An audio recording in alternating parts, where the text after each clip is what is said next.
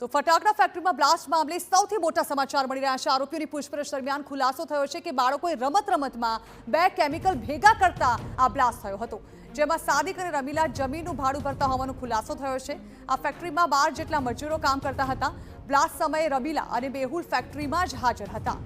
અમદાવાદ વસ્ત્રાલ ફટાકડા ફેક્ટરીમાં બ્લાસ્ટના કેસ મામલે પોલીસ આરોપીઓને લઈને ઘટનાસ્થળે પહોંચી હતી અને ત્યારબાદ જે એક બાદ એક તપાસમાં બાબતો સામે આવી રહી છે, જેમાં જાણવા મળ્યું છે કે બાળકો જે કામ કરી રહ્યા હતા તેઓએ રમતમાં બે કેમિકલ ભેગા કર્યા અને તેને કારણે અહીં બ્લાસ્ટ થયો હતો। આ ફેક્ટરીમાં 12 જેટલા મજૂરો કામ કરી રહ્યા હોવાનું સામે આવ્યું છે અને બ્લાસ્ટ સમયે રમીલા અને મેહુલ ફેક્ટરીમાં જ હતા, જો કે તેઓ ત્યારબાદ ભાગી છૂટ્યા હતા।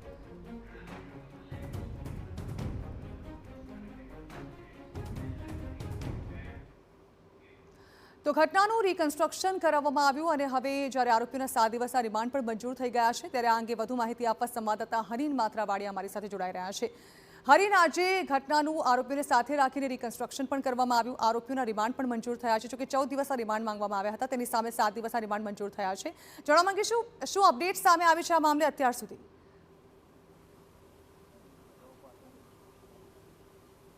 બિલકુલ, પહેલાં તો સૌથી મોટો ખુલાસો TV9 ઉપર સૌ જાણવા માગતા હતા કે બ્લાસ્ટ કઈ રીતે થયો હતો। કે બ્લાસ્ટ છે તે બાળક જ્યારે અહીં રમતો હતો ને ત્યારે તેનાથી અજાણતા રમતા જ્યારે બે કેમિકલ ભેગા થઈ ગયા ત્યારે ત્યાં આગ લાગી હતી ને આગ લાગ્યા બાદ છે તે બ્લાસ્ટ થયો હતો। જોકે મેહુલ ડોડિયા અને તેમની માતા રમીલા ડોડિયા ત્યાં બેઠા હતા અને ખાસ કરીને તે થોડા દૂર બ્લાસ્ટથી બેઠા હતા, એટલે તેમને થોડી ઘણી ઈજાઓ પહોંચી છે। પરંતુ જે રીતે બ્લાસ્ટ થયો અને આસપાસના જે અન્ય ફેક્ટરીઓ હતી ત્યાં પણ અસર થઈ છે। હું એક દ્રશ્ય બતાવવા માગીશ કે જ્યારે પોલીસ તો અહીં લઈ આવી હતી, પરંતુ જે આ પીળું કંતાન ઢાંકેલી જે જગ્યા છે કે ત્યાં જે પેકિંગની કાર્યવાહી છે તે કરવામાં આવતી હતી અને તેની બાજુમાં છે તે રો મટીરિયલ રાખવામાં આવ્યું હતું। આ દ્રશ્યો છે કે આ વિસ્તાર, આ જે જગ્યા છે કે ત્યાં બે અલગ અલગ પતરાના શેડ બનાવવામાં આવ્યા હતા અને આ પતરાના શેડમાં છે મજૂરો કામ કરતા હતા। એ દરમિયાન જ્યારે કેમ કે દાહોદ, ગોધરા અને વાંચ વિસ્તાર છે કે ત્યાંથી આ શ્રમિકો છે તેને લેવામાં આવતા હતા અને ફટાકડા બનાવવા માટે ત્યાંના જ જે શ્રમિકો છે તે અહીં આવતા હતા। ઘણા સમયથી, ઘણા વર્ષોથી આ શ્રમિક પરિવારો છે તે આસપાસના વિસ્તારોમાં જ્યાં ફટાકડા બનતા હોય છે ત્યાં કામ કરતા હોય છે અને એવી જ રીતે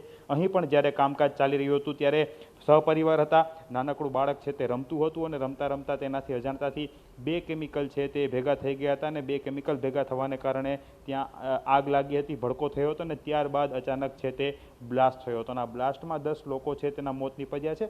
આ જે જગ્યા છે ત્યાં આ બ્લાસ્ટ છે તે થયો હતો અને અહીં જે છે પતરાનો શેડ રાખવામાં આવ્યો હતો। જો કે અત્યારે આ ડિમોલેશન થઈ ચૂક્યું છે, પરંતુ આ પતરાનો શેડ અહીં રાખવામાં આવ્યો હતો અને બીજી તરફ જ્યાં પેકેજિંગની કામગીરી ચાલતી હતી ત્યાં રમીલા અને મેહુલ છે તે બંને હાજર હતા અને ખાસ કરી અને તેઓ બ્લાસ્ટથી થોડે દૂર બેઠા હોવાથી તેમને નજીવી અસર થઈ હતી, પરંતુ બ્લાસ્ટમાં 10 લોકોના મોત થયા છે। હવે જ્યારે પોલીસે 7 દિવસના રિમાન્ડ મળ્યા છે ત્યારે અલગ અલગ મુદ્દાઓ પર પૂછપરછ શરૂ કરવામાં આવી છે, રિકન્સ્ટ્રક્શન કરવામાં આવ્યું છે, કેટલા સમયથી ફેક્ટરી ચાલતી હતી, કઈ રીતે આ ફેક્ટરી ચાલતી હતી, કઈ રીતે બ્લાસ્ટ થયો, અન્ય તમામ મુદ્દાઓ છે તેને લઈને પોલીસ છે તપાસ કરશે। FSL દ્વારા પણ છે ખાસ રિપોર્ટ તૈયાર કરવામાં આવશે, તેના રિપોર્ટના આધારે પણ ત્યારબાદ પોલીસ પૂછપરછ કરશે। પરંતુ સૌથી મોટા સમાચાર માની શકાય કે બ્લાસ્ટ કઈ રીતે થયો તે સૌથી મોટો સવાલ હતો અને આ બાળક જ્યારે રમતા રમતા બે કેમિકલ એકઠા કર્યા હતા અને ત્યારે આ બ્લાસ્ટ થવાનું તારણ છે તે સામે આવ્યું છે અત્યારે। જી બિલકુલ હરીન, આભાર। તો બાળકોના રમતમાં થયેલા બ્લાસ્ટમાં લોકોના જીવ લેવાઈ ગયા હોવાનું સામે આવ્યું છે। આરોપીઓએ કહ્યું છે કે બાળકો રમત રમી રહ્યા હતા,